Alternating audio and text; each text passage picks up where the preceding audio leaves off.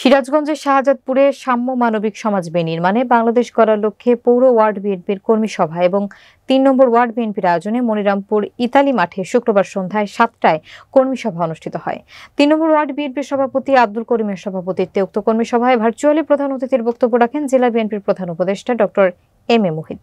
বিস্তারিত দেখুন শফিকুল ইসলাম পলাশের প্রতিবেদনে।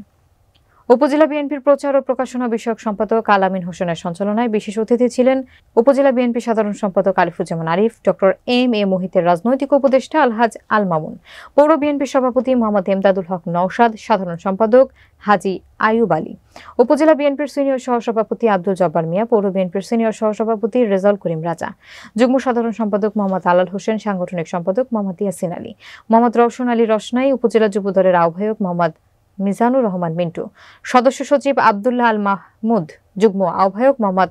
জাহিদুল ইসলাম, উপজেলা স্বেচ্ছাসেবক দলের আহ্বায়ক শাকিক চৌধুরী, পৌর যুব দলের যুগ্ম আহ্বায়ক রবিউল, পৌর স্বেচ্ছাসেবক দলের আহ্বায়ক মোহাম্মদ নাদিম আলী। উক্ত অনুষ্ঠানে ৩ নম্বর ওয়ার্ড বিএনপির নেতাকর্মী সহ উপজেলা বিএনপির নেতৃবৃন্দরা উপস্থিত ছিলেন।